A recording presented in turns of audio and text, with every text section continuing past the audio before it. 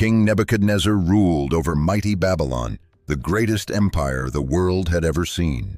From his golden throne he surveyed the hanging gardens, the towering ziggurats, and the massive walls that made Babylon the jewel of civilization.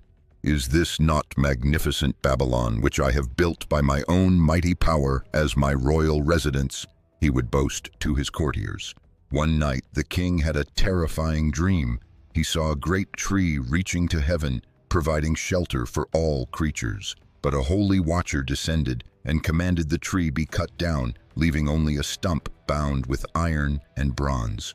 The king woke up troubled about his dream and summoned his wise men and asked them to interpret the dream he had.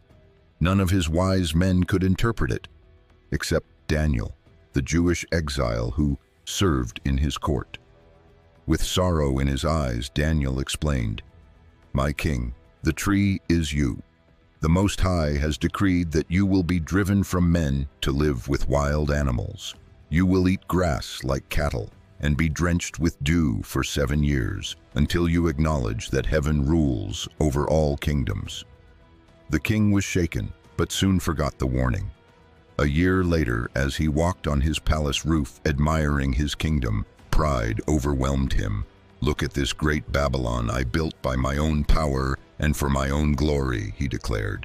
Before the words left his mouth, a voice thundered from heaven, "King Nebuchadnezzar, your royal authority has been taken from you." In that instant, madness seized him. His mind became like a beast's.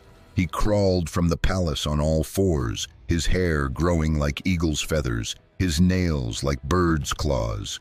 For 7 long years, the mighty king lived as a wild creature, eating grass in open fields, his body drenched with morning dew. His counselors searched but could not find their missing king. Babylon continued to function, but its ruler was gone. A living lesson about the dangers of pride. When the 7 years ended, Nebuchadnezzar lifted his eyes to heaven, and his reason returned. Humbled at last, he praised the God of heaven. "Now I truly understand. The Most High is sovereign over all kingdoms. He gives them to anyone he pleases." Restored to his throne, Nebuchadnezzar became a different kind of ruler. Where once he had demanded worship as a god, now he proclaimed the power of the true God throughout his empire. His experience taught him, and teaches us still, that no matter how high we rise, we must never forget who truly rules over the affairs of men.